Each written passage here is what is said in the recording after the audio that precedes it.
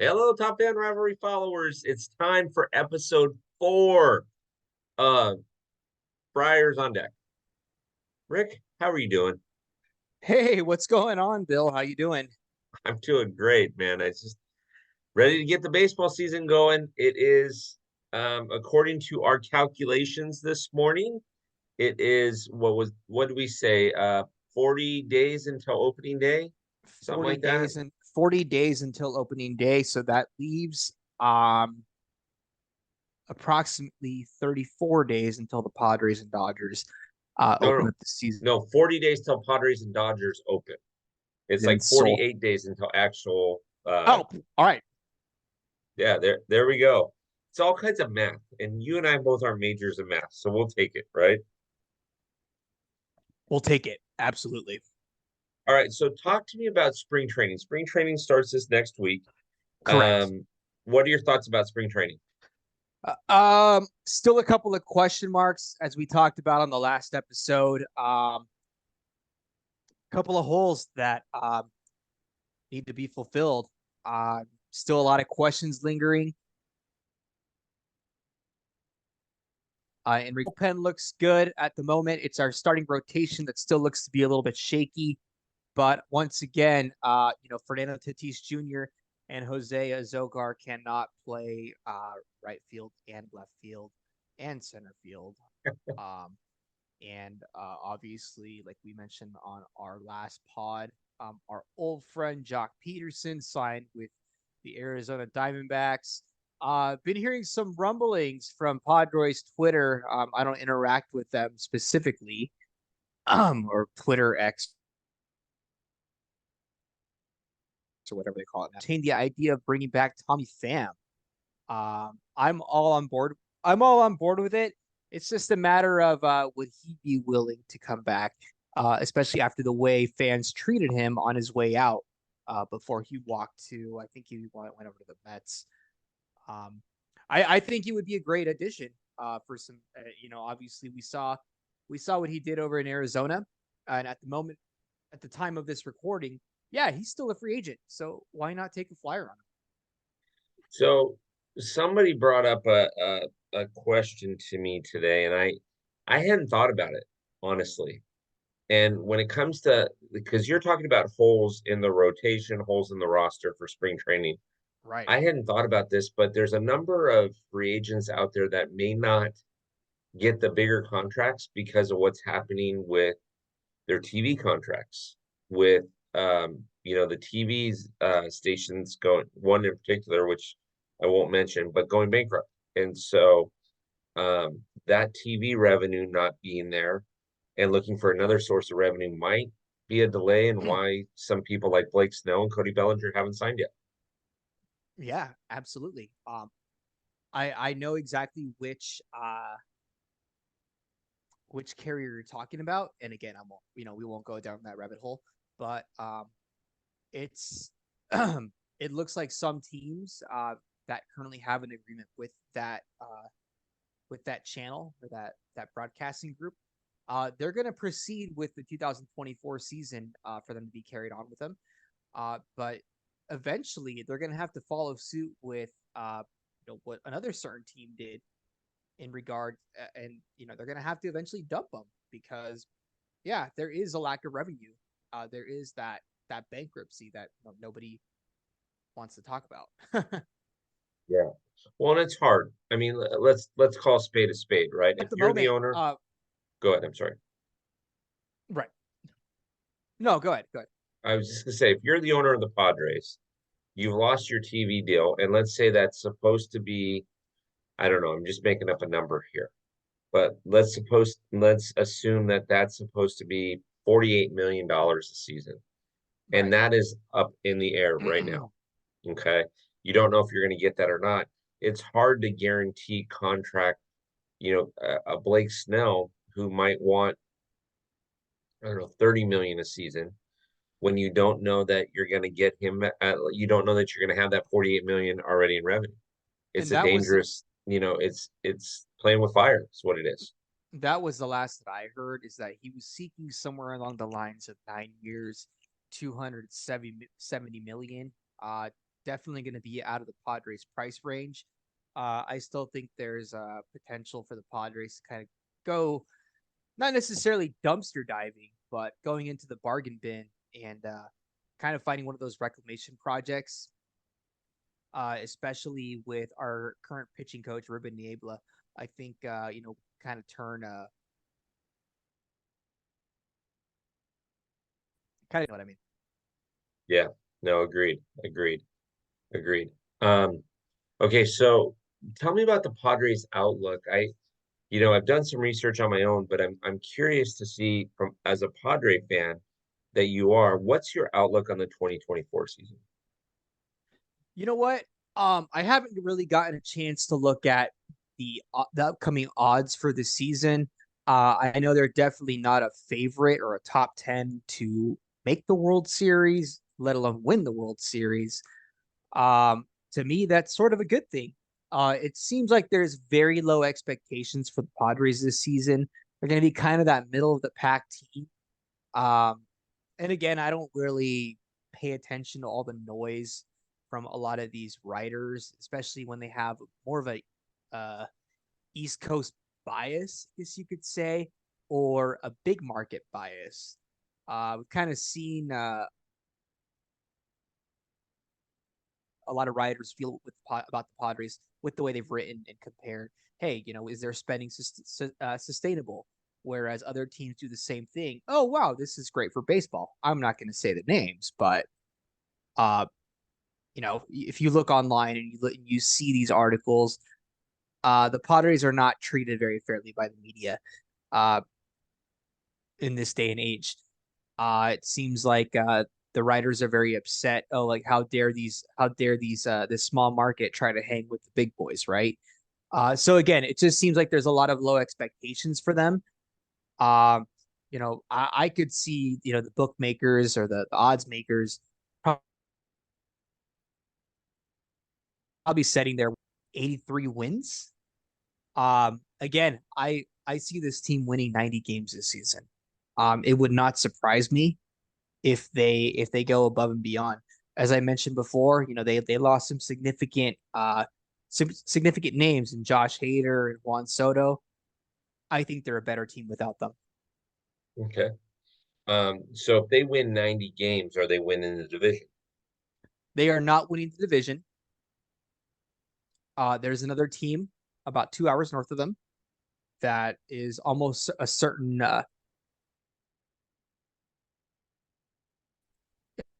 Yeah. catastrophic collapse. But it's all but certain that the team up north will win the NL West, and the Padres will win 90 games, freeze to a wild card, and we'll go from there. So the thing that the you're right about the sports writers and people like that. And part of that is, having been to the big dance and not getting the wins, right? 84, 98. It's always a close, but we'll see again next season. Right. Um, kind of like the Rangers. Once you put that to bed, there's a level of respect that comes with it, right? And so Right. now the Rockies, the uh, Padres, the Mariners, they all have to prove something, right? The Rays, they also have to come up with a win in the big dance, and then they've got it, right? So, I mean, but I get that, and you guys have a lot of good names out there. You got Xavier Bogaerts, like you had mentioned. You've got Fernando Tatis Jr. Out there. You've got Manny Machado out there. You still got Ha um, Sung Kim. Ha-Sung Kim. You still got Jake Cronenworth. You still got Joe Musgrove. So it's not like people are looking at your roster going, "Who are these guys?" These Right. guys are So, household names. So something to keep in mind that's greatly overlooked is that this team, this core group of players, again, they were 14 games above 500 when the Padres acquired Juan Soto. mhm, Their weakest link, I would definitely say, was at catcher. Austin Nola, who's no longer with the team. Uh, yeah, one of the worst defensive and offensive catchers in all of baseball. Uh, now, Luis Campusano is going to come in. He's been waiting in the wings for quite some time. It seems like he's finally ready to take that next big step. And this is a very small sample size. We're talking only 163 at bats, but talking seven home runs and a 319 batting average and an 847 OPS. Again, a very small sample size, only in 163 at bats, but during his moments of opportunity, he sees that moment. He's still young, still got a lot of upside, and yeah, this is finally his time to show that, hey, I am the catcher of the future. And Gary Sanchez was a fun experiment. Uh, yeah, hit for a lot of power, but also struck out a lot, right? Um, I think the biggest reason that they held on to Austin Nola for so long was, to me, it was AJ Preller kind of refusing to swallow his pride with the fact that he did trade away Ty France for Austin Nola. And obviously, we see what Ty France is doing in Seattle. Right. And yeah, and the Gary Sanchez thing was actually good for you because he brought a level of excitement when the team was kind of down when he came over. Right. And it was good. I'm glad that he's over in the Brewers organization. I'm glad that he's got a place to play. I mean, Yeah. you still have a half a dozen guys that are in that are like insanely not awesome. Like that are awesome, but it's insanely that fact that they're not signed yet just cracks me up. Just doesn't make sense to me. So, so you got your outlook. We talked about the spring training. Where do you see this Padres group? You say 90 wins, but where do you see yourself? Where do you see your weak links and where do you see your strengths? At the moment, our biggest weakness, once again, it's the outfield. Um, unless something changes between now and when we release this podcast, or when pitchers and catchers report, um, it's going to be that outfield. Cody Bellinger is still out there. I'm not certain that they're going to give him the contract or the amount of years and the money that he's looking for. Let's look. Let's We'll be free agents remaining. Well, Matt Chapman, looks like he's probably going to go to the Giants. We don't. Our infield's already set, so we don't need him.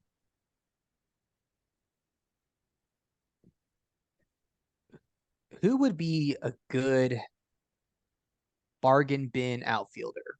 Let's take a look.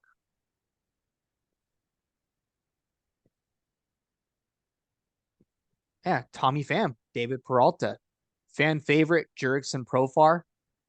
Um, I'm just saying he was the glue that held that team together. It seems like once they brought him back, seemed like that's when they kind of decided to turn on the Jets. Eddie Rosario is still out there. AJ Pollock might be good for a designated hitter. Wow, Austin Meadows is still available. Is still out there. I did hear a little bit of rumblings that Michael A. Taylor was on their radar. We'll see how that goes. Okay. So let me ask you one question. Yeah. Okay. If you owned the Rockies and I owned the Royals, okay, um, and we're at our owners meeting, and I make a proposal, would you accept this proposal? Okay. All free agents must sign no later than January 15th, or they are frozen from signing or from talking to any MLB team until April 30th and must sign by May 15th. Otherwise, they are out of baseball for the season. I don't necessarily agree with that one. Okay, do tell. Is because injuries do happen. Hmm. We could hear of, we saw what happened last year with Joe Musgrove. He missed the start of the season after he dropped the weight on his foot. Hmm. So let's just say, a freak accident like that happens, right? Things that are completely out of things that are completely out of the team's control. Our rotation set. I need a starting pitch. I need to sign a starting pitcher, but I can't now because the free agency window's closed. Hmm. That's what you got to use your minor league system. No, not on board with it. That's why it's called free agency. Yeah, but the reason why I'm saying that, right, is because I'm tired of this free agency thing extending so long. Like, there's a lot of good players out there right now, and they're not being signed because A, they're asking for too much money, but B, you've got TV contracts that are ready to implode. Which I get that. I understand all of that scenario. But my argument is you have to my argument is you've got to get these guys in the clubhouse. You've got to get them working with their clubs long before this. So just for fun, just for fun, let's say that Cody Bellinger, Blake Snell would be a bad example because Blake Snell is, he's been with you guys. But let's say Cody Bellinger um, negotiates a contract and signs on the 10th of March. Okay. Okay. The Padres play in Seoul against the Dodgers on the 20th of March. So he's got 10 days to get himself ready to go. Okay. Okay. Now he's going to be your starting center fielder. Okay. I'm just making this up. He's going to be your starting center fielder. He starts the season out between Seoul and then that week that they have off and then the regular season. But he starts the season off 2 for 37 with 14 strikeouts and no home runs and no RBIs. He just starts off in a major slump. Okay. And yet you just signed him for 7 years, 180 million. Are you going to start to wonder what would have happened if he would have had a full spring training? But that also falls on the team that's willing to take that risk as well. I Oh, think the most prominent example of that was Dallas Keuchel when he signed. He held 100%. he held out pretty much half the season, and then he signs with Atlanta in and he was never the same pitcher after he left Houston. I agree. I'm just saying, as a fan perspective, would you be a little ticked off? And my answer would be yes. I would be very Yeah. ticked Oh, off of from a fan course. perspective. I'd be like, dude, this guy held out for more money. He only had like a tenth of spring training, and now all of a sudden, yada yada yada, right? So that would be my argument. I don't know. We're gonna have a lot more to talk about in the coming weeks because now we'll have scores to talk about, batting averages, just different things. But I I don't like it. I don't like this free agency thing going into spring training. You just named off 10 players Oh, that I are I worthy I of a 100% agree with you. Two of the most recent examples of guys that signed and had their media day, their press conference at their spring training facilities was Manny Machado, and then I think it was what a week later. Um, yeah. Yeah, I it seems like it's is going on longer and longer. Now, again, you have to balance out revenue stream versus outgo, right? Income versus outgo. And if you're losing significant money in the TV deals, it's hard to make, especially, the Padres play in a gorgeous city. They play in a gorgeous ballpark. I mean, and I'll tell you right now, the Petco is an amazing ballpark. For those of you listening to this, if you're listening to a Padres podcast, you've been to Petco. But if on the off chance you haven't, it's a gorgeous ballpark. Period. End of discussion. it's a top Um, five. I'm not even. It's from an unbiased. It's a top five. but it's frustrating when you have and I it's hard to call San Diego a small market because the population of San Diego County, right, in the San Diego area is bigger than some of the states that have teams, right? And so you look at that and you shake your head and you go, okay, but I just I want this to be over. I want everybody. I mean, Liam Hendricks is out there. Joey Votto still has gasoline in the tank. He's out there. Um, Matt Chapman is still out there. Uh, there's several players that are still out there that it just doesn't JD make Mart sense. JD Martinez, Jesse Winker, Daniel Vogelback, Mhm. Darren Ruff, Randall Grichuk, Calhoun. I think Cole Calhoun might be reaching the end of his career. Kyle Lewis could be a reclamation project. Mhm. Adam Duvall is still available. Mhm. Eddie Rosario, we talked about him earlier. Michael Brantley retired. That's right. Joey Gallo did sign with the Nats. Yep. Yep. Yep. And when you talk about Joey, you got to say his full name. Joey, I can't find a jersey that fits me correctly, Gallo. Say the whole thing. You know, it's the same thing like Jo- Pete Alonso. Pete's the same thing, except for Pete unbuttons his jersey a little bit so we can see the hairy chest. Thanks, Pete. We appreciate it. I mean, come on. But yeah, no, I'm just talking about free agency, and I'm just saying it drives me nuts, Rick. It seems to be going on more. It goes on longer and longer and longer. And part of it is because you've seen the economics last season. The MLB, what did they sign? Over $1 billion in free agency last season. Um, Annual money, right? Between everybody that signed and these crazy contracts and things like that. Now this year, you see Shohei sign, but now you're looking at what does that look like? And now, yeah, it's a pet peeve. I'm sorry that I'm venting, but it's a pet peeve of mine, Rick. Thanks for letting me vent on your show. No, you're good. But you get what I'm saying. I Oh mean, yeah, of and course. would you take Cody Bellinger in the outfield? Would you take JD Martinez? Who wouldn't? Would you? I mean, you just named off 10 guys that you'd take probably 9 out of the 10 of them. Trevor Bauer. Trevor Bauer actually went on a podcast. He went on Theo Vaughn, and he said Hmm. he said he's not looking for a big contract. He says he's willing to play for the league minimum. League minimum. That's That absolutely he right. and there's the whole the controversy that went on with him. There's not going to get into that, but at this point, yeah, it's teams don't want to going to come with that, which I completely understand. Yeah.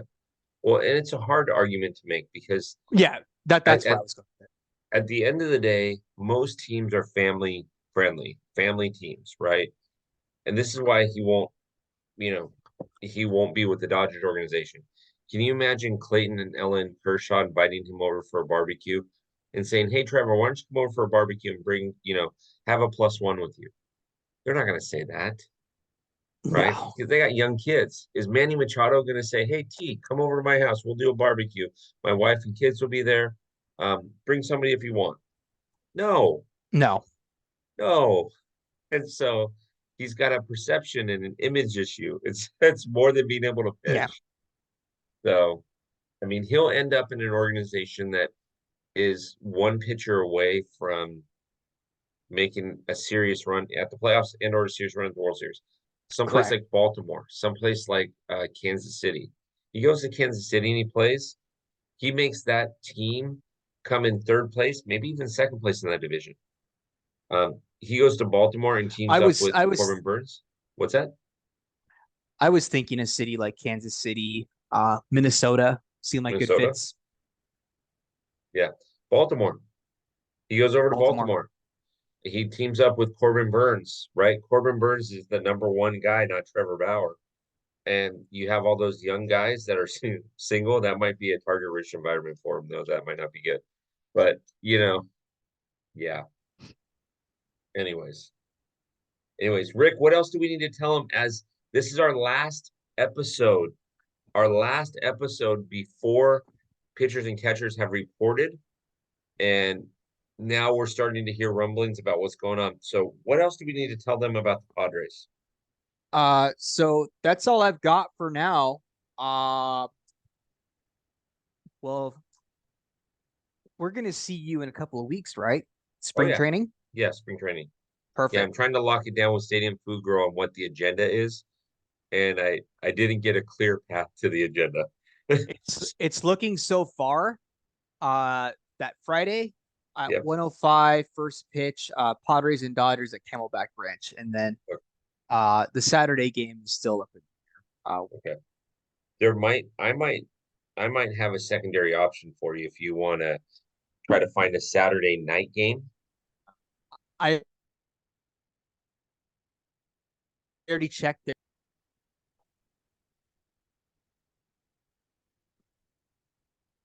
I might have a secondary option. There's a couple of colleges locally that play, and it might not be a bad idea.